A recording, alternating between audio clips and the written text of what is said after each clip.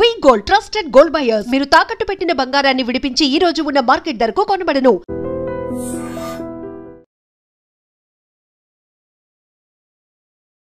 నమస్కారం, welcome to I dream. ధర్మ మార్గం విత్ విజిత కార్యక్రమానికి స్వాగతం.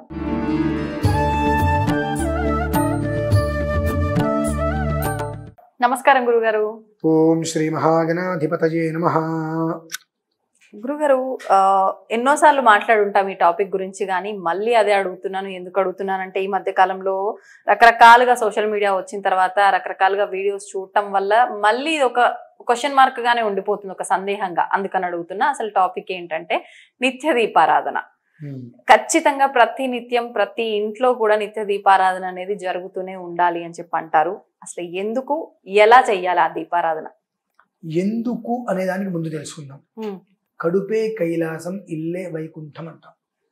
మనకు చక్కటి ఆనందాన్ని ఇచ్చేది, నీడనిచ్చేది, నిలువనిచ్చేది, సంతోషాన్ని ఇచ్చేది అన్నీ కూడా ఇల్లే. అద్దింట్లో ఉన్నావా, సొంతింట్లో ఉన్నావా పక్కన పెట్టాయి. అవును. కానీ ఆ గోడ అడ్డం లేకపోతే బయట నుంచి మట్టి మొత్తం మన ఇంట్లోకి వస్తుంది.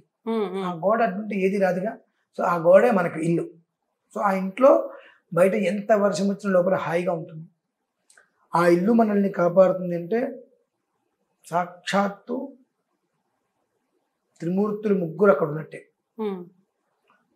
అందుకనే అనునిత్యం పొద్దున్నే సూర్యోదయాత్ పూర్వం దీపారాధన చేయాలి. సరే, ఇప్పుడు కరెక్ట్ అంటే దీపారాధన చేయడానికి అర్హత లేదు, దీపారాధన చేయలేకపోతే ఏమిటి? చాలా మంది శ్మశానంలో దీపం ఉండదు అంటారు. చాలా అబద్ధం. అది అగ్నిహోత్రమే ఉంటుంది శ్మశానంలో. శ్మశానానికి దీపం పెట్టరు కదా అని అంటారు. చాలా అబద్ధమైన మాట అది.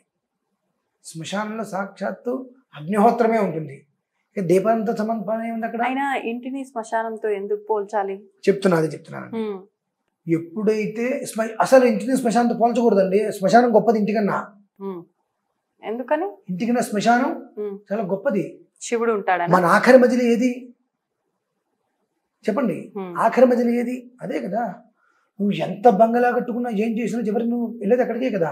నీకు వాడు తోడు ఉంటాడు అక్కడ. కాబట్టి ఆఖరి మధ్యలో ఏది? మీరు సినిమాకి వెళ్తారు, షికారుకి వెళ్తారు, అన్ని చోట్లకి వెళ్తారు. సరదాగా శ్మశానానికి వెళ్ళొస్తారా? వెళ్ళరు కదా. చివరికి మనం వెళ్ళాల్సింది ఎక్కడే జీవితకాలం. అది ఇంటికన్నా చాలా గొప్పదండి అది. అంటే ఇంట్లోంచి మళ్ళీ బయటికి గెట్టేసినా అది రాయని చెప్పి ముద్దాడుతుంది. ఫస్ట్ చాలామంది నాకు గజం భూమి కూడా లేదంటూ ఉంటారు. నేను నవ్వుకుంటా, ఏమయ్యా నీకు 6 గజాలు భూమి ముందు నీ నిదుటి మీద రాసిన తర్వాత నువ్వు భూమి మీదకి వస్తున్నావయ్యా అని. అంతే కదండి. కానీ అది శాశ్వతం ఏమి కాదు కదా. అది కూడా పొడమిలోకి ఇతను వెళ్ళిపోతున్నావు కదా. నువ్వు శాశ్వతం, నీకు శాశ్వతం కాకపోవచ్చు. నువ్వు శాశ్వతం, అది అనేక మందికి శాశ్వతం, అనేక మందికి అది అశాశ్వతం అవ్వచ్చేమో. నువ్వు శాశ్వతం, నీకు శాశ్వతం కాకపోవచ్చు. అది మనం గమనించుకోవాలి. అంటే ఎందుకు వచ్చిందంటే ఈ మాట, ఏ ఇంట్లో అయితే దీపారాధన చేయరో ఆ ఇంట్లో నిత్యము కూడా కర్మ చేస్తున్నట్టే అమ్మ. చనిపోయిన వ్యక్తికి కర్మ చేసేటప్పుడు ఇంటి ముందు ముగ్గు వేయకుండా ఇవి ఉంటాయి కొన్ని. అలా ముందు రోజు కొంతమంది రాత్రి కూడా ముగ్గు వేసేస్తారు చాలా మంది. ఉదయం పూట లేచిన తర్వాత ఇంటి ముందు ముగ్గు వేసుకోవాలి, స్నానం చేసి దీపారాధన చేసుకోవాలి. ఈ విధానాన్ని చాలా తక్కువ మంది అనుసరిస్తూ ఉంటారు. లేదాన్లే 7ంటికి లేదాన్లే 7 గంటలకు లేచి స్నానం చేసేటువంటిది రాక్షస కృత్యం, దైవ కృత్యం కాదమ్మా. కాబట్టి వాళ్ళకి రాక్షస బుద్ధులే వస్తాయి. ఒక మనిషిని హింసించాలని, చికాకులు చేయాలని వస్తాయి. అలానే పుర్రెకో బుద్ధి ఎవడో వెంగళప్ప చెప్పాడని చెప్పి ఆవ నూనెతో, వెప్ప నూనెతో ఇంట్లో దీపాలు పెడుతూ ఉంటారు. దీనివల్ల ఈ వెప్ప నూనెతోటి, ఆవ నూనెతో ఒక విధానం ఉంది, ఎప్పుడు పడితే అప్పుడు చేయకూడదు. అట్లా కాకుండా నిత్యం ఇంట్లో ఆవ నూనెను, వెప్ప నూనెను, వేప నూనె వీటితోటి దీపారాధన పెడతారు. ఇవి ఎప్పుడైతే నువ్వు ఇంట్లో నిత్యం పెట్టడం మొదలు పెట్టావో బయట ఉండేటువంటి ఎన్నో రకాలైనటువంటి నెగిటివ్ శక్తులు, దుష్ట ప్రయోగాలు చేసేటువంటి విధానాల శక్తులు ఏవైతే ఆకర్షించుకుంటూ నీ ఇంటికి వస్తాయి. నీ ఇంట్లో ఉన్నాయి నువ్వు ఎప్పుడు తెలుస్తాయి తెలుసా అండి? 24/7 ఇల్లు ఎప్పుడు చంద్రవందరగా ఉంటుంది. అంటే బాగా గుర్తు, మనం బట్టలు దండమించి తీస్తే వెంటనే మడత పెట్టి పెట్టేస్తుంటాం. చాలా మంది దండం మించి దిగిన ఇంట్లో పడేస్తారు అట్లా. అవును. కుర్చీలోను మంచం మీద అసలు పడేయకూడదు. మనం కట్టుకునే బట్టలు మంచం మీద పెట్టకూడదు, ఇలా పడేస్తూ ఉంటాం. ఎప్పుడైతే కనుక ఆ దండం మించి తీసి మంచం మీద కానీ కుర్చీలో కానీ పడేసామో దరిద్రదేవి, దరిద్ర పెద్దమ్మ అంటారు ఆవిడ్ని, జ్యేష్ఠాదేవి. ఆవిడ ఇంట్లోకి వచ్చేస్తుంది. ఆవిడ ఇంట్లోకి వచ్చిన తర్వాత నీకు బద్ధకం పెరిగిపోతుంది, చేయలేవు. నన్ను మడత పెట్టాలి, నాకు సేపాకి మడత పెడతాను, రేపు చేద్దాంలే. ఇల్లంతా ఎప్పుడు చిందరవందరగా ఉంటుంది. ఒక చక్కగా ప్రణాళికగా ఎక్కడికక్కడ సర్దేసి నీట్గా ఉండదు. ఎక్కడ దుమ్ము ధూళి చికాకు అంతా ఉంటూనే ఉంటుంది. అదంతా ఎక్కడైతే ఉంటుందో ఒక దరిద్ర పెద్దమ్మ అమాంతం లోపలికి వస్తుంది. ఆవిడ ఎప్పుడైతే లోపలికి వస్తుందో నీకు సూర్యోదయ పూర్వం దీపారాధన చేయాలని ధ్యాస పోతుంది. ఉద్దీప్యస్ఫుజాతివేద పగ్రహం నిరేర తిమ్మమా పశుగుశ్చ మహ్యమావహ జీవనం చ దిశో దశ. ఆ దీపారాధన అనునిత్యము నువ్వు చేయటం వలన నీ జీవనం అనేటువంటిది ఆ భగవంతుడు దశ దిశలు వ్యాప్తి చెందుతాడు, వ్యాప్తి చెందేలా చేస్తాడు. సాధ్యం త్రివర్తి సంయుక్తం వన్యనా యోజితం ప్రియం గృహాణ మంగళం దీపం త్రైలోక్య దిమిరాపహ భక్త్యా దీపం ప్రయచ్ఛామి దేవాయ పరమాత్మనే త్రాహిమాం నరకాద్ ఘోరాద్ దివ్య జ్యోతిర్ నమోస్తుతే అని 3 ఒత్తులు వేసి దీపారాధన చేయడం వలన సాధ్యం ద్వివర్తి లేదా చేయటం వలన త్రైలోక్య దిమిరాపహ. త్రైలోక్యాలు అంటే ఏంటంటే నీ ఇల్లే, 3 లోకాలు అన్నట్ట. నీ ఇల్లే, వేరే ఏం లేదు. ఒకటి నువ్వు వ్యాపారం, నీ ఇంటి ముందు నీవు ఎవరైనా వస్తే నీకు ఏదైనా బిజినెస్ మాట్లాడడానికి ఇంటి మార్కెట్లోకి వస్తారు. 2 నువ్వు శుభ్రంగా కడుపుండా తినేటువంటిది, వంట చేసుకునేటువంటిది అది దేవాలయం ఒకటి. నువ్వు నీ భార్య ఉండేటువంటి గది ఒకటి.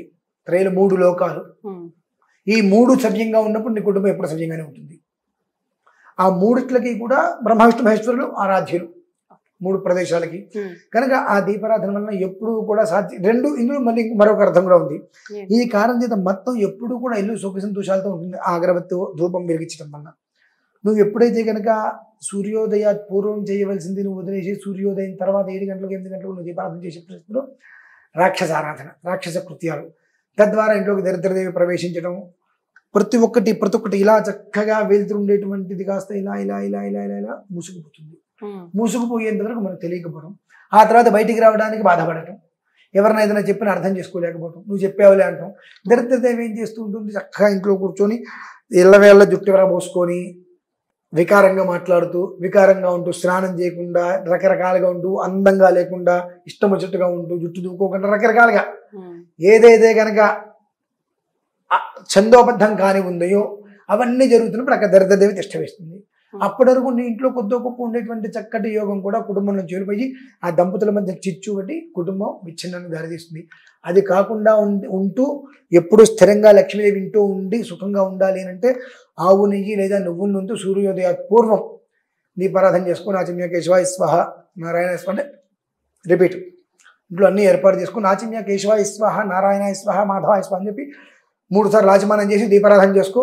ఇంటి వరకు ధూపం వెలిగించు, అక్కడితో జీవితం బాగుంటుంది. అంటే ఈ ఆచమనం ఇవన్నీ ఖచ్చితంగా చేసుకోవాల్సిందేనా నిత్య దీపారాధనకు కూడా? ఆచమనం చేయకుండా దీపారాధన అనర్హత.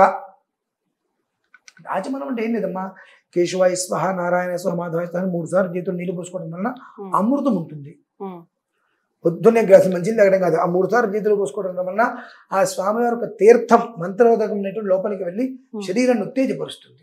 ఒకసారి రేపు ఉదయం మీరు ట్రై చేయండి, మీకు క్లారిటీ వస్తుంది. ఇప్పుడు నేను చెప్పడం మీకు అనుభవించడం ఒక తేడా ఉంటుంది. ఒక్కటే రోజుకి ఆ తేడా తెలుస్తుంది. వెంటనే వాళ్ళు చేస్తే ఎప్పటికీ మీకు తేడా తెలిసిపోతుంది.